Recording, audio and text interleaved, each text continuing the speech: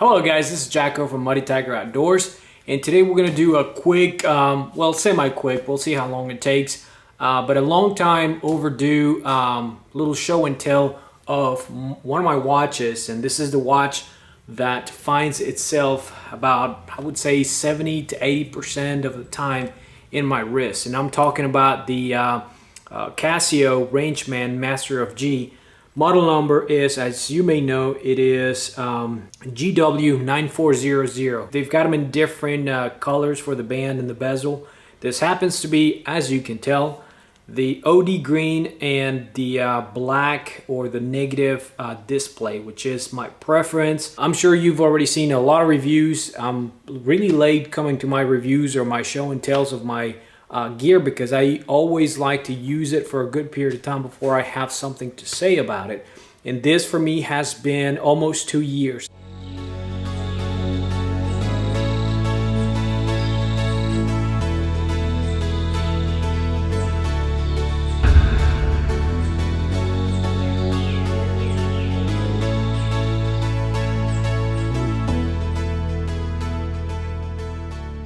So here it is.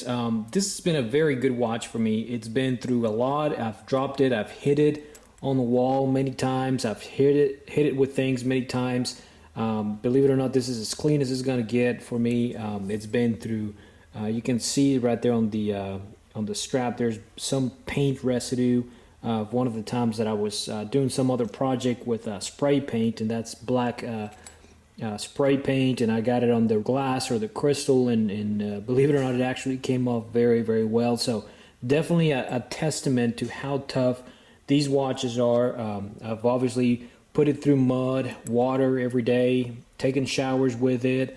You know, it's had a lot of stuff gone through and done with, and it's definitely looking very good. It's function flawless, and it is a very, very good watch. However, as you can probably see right here, one of my main complaints with this watch is the lack of visibility in this type of lighting. Now, right now, yes, it is overcast. We're working with natural light, and you can't quite see the display unless you press. So even if you press on the light, you can't quite see it. You kind of have to turn it a couple of times just to get a glimpse of what's going on. And that's one of my main complaints. I mean, it's not such a big deal because I knew that before I bought the watch, but it's one of those things that, okay, you know, it is what it is.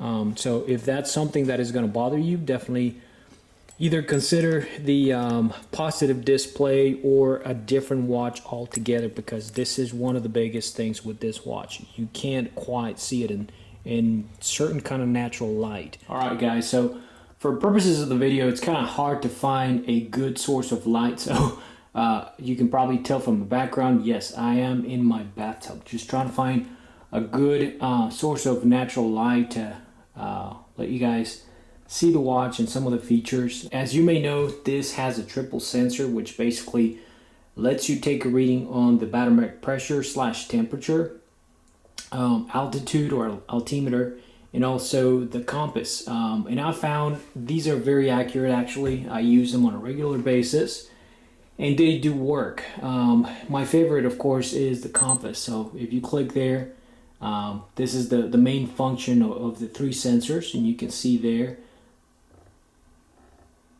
There we go. You can see there, there's the compass. You can see the heading here, and of course the degrees here, and that tells you the time. Up here you can still see it, and of course there's your heading. Right now it's pointing southwest. Of course it's more accurate if you hold it in a level position, just kind of like most compasses out there. Very no nonsense. You kind of have to adjust for declination, so you have to find which what kind of declination you have in your area, just to figure that out. Now if we press a second time on this button, it's going to show us, if you can kind of see it there, the barometric pressure and the temperature. There's the temperature up here, barometric pressure, and there's also a graph there that just kind of shows you, gosh, it's really tough to get this. There we go. It kind of shows you the tendency of the barometric pressure, whether it's dropping or rising. It doesn't have an alarm like a lot of the other watches out there, but it's definitely a very usable feature. If we press the button one more time, then we can see the altitude. Right now we're currently at 575 feet above sea level, and up here in this smaller window you can actually see the time. It also shows you a graph of your altitude changes, so that's kind of nice. And you know, with the altimeter, you also have to find out, kind of give it a reference when you're setting this up, just to see what your altitude of your area is when you're setting this up, just to make sure that you get as accurate as possible. Or if you click on this top button that says reverse, it'll erase the data of the graph and start it all over. Same thing with the other features. If we go back to the compass, if you click on this bottom button, this one says forward, it'll actually give you a heading. So it'll keep your heading there, and it'll tell you which way you're going, just to kind of keep the same heading ahead. I usually don't use that feature a whole lot. Now, from all these options, to go back to the main screen, which is your time and date and the day, that's how I had it set up. And of course, right here, the little circle, it shows you the seconds, so it's kind of like the second hand. There's all kinds of different features in here that most watches have. And of course, when you're in your main screen, or your timekeeping screen, if you press on this button right here, it'll give you a quick graph of the tendency of the barometric pressure, which is pretty nice. Just kind of have that amount of data available. If you're hiking, if you're shooting, if you're doing some type of outdoorsy activity. Now, if you're not paying attention to the watch and you accidentally press one of the buttons, one of the nice things about this is you can actually hear it, and it's got a different sound from when you cycle back all the way to this main screen. I'll let you hear it. See, that last one, that tells me that I'm back to the regular screen. So if I'm doing some of this stuff, if I'm distracted and all of a sudden I want to go back, I pressed maybe 2 times, I don't know which screen I'm in, but I want to go back to my main screen,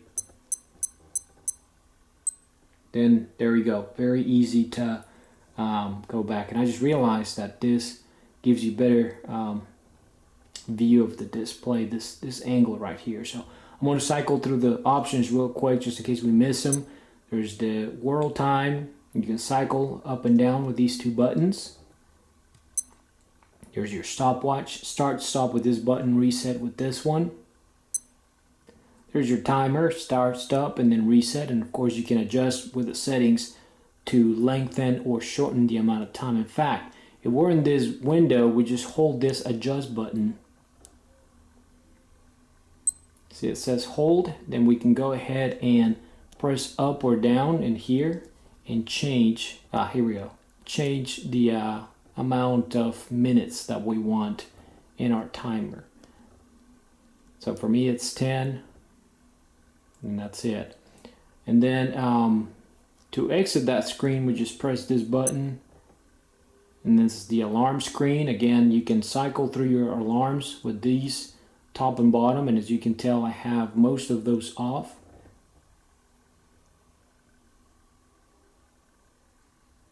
Except for 1 or 2.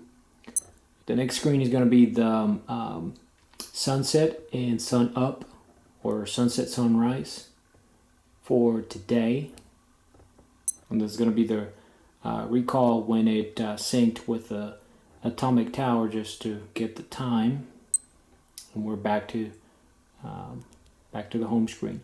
So again, excellent watch. Now let me show you how it looks like in dark. The screen actually illuminates entirely. It's not like a lot of the G-Shocks, either illuminates at the bottom or illuminates on the side. This one actually illuminates the entire screen, so it's very easy to see, very easy to pick up in the dark. All right, so completely in the dark, press the button. There it is. Very, very bright screen, and it only lasts just about 2-3 seconds, if that. You can actually adjust the amount of time that you want this screen to flash. So you can easily cycle through all the options.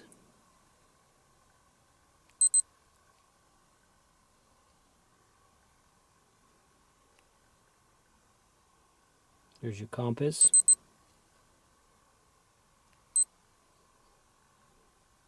Altimeter.